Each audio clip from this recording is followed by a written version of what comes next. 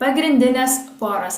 Taigi žinom, kad mes galime prekiauti daugybę skirtingų instrumentų, bet pradžioje svarbu yra atkreipti dėmesį į pagrindinės poras. Žinoma, galime prekiauti ir Indijos rupijas, ir gal Lenkijos zlotus, bet pagrindinės valiutos yra šios.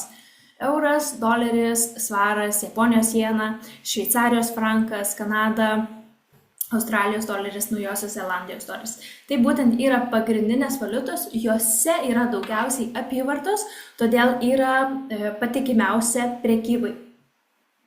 Ir kiekviena valiutų pora, kaip atrodo, tai visą laiką mes prekiaujame poromis, pavyzdžiui, GBP, USD. Galbūt jau susidūrėte su auksu, tai būtų parašyta XAU, USD.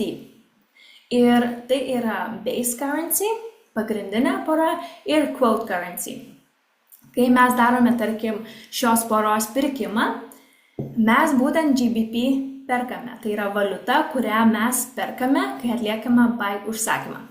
Ir tuo pat metu USD tai yra valiuta, kurią mes parduodame. Mes jos neturime, bet mes parduodame, mums brokeris suteikia tokią galimybę ir kai mes darome atvirkštinį veiksmą, kai uždarome savo užsakymą, tą veiksmą mes apverčiame. Tai jeigu mes čia pirkome, tai paskui mes parduodame.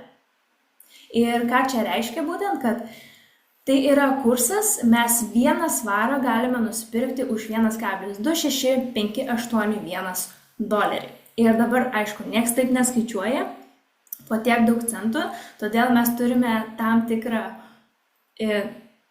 tikrą matmenį, PIP, kuriais mes ir skaičiuojame būtent valiutas pasikeitimus šios kurso kainos.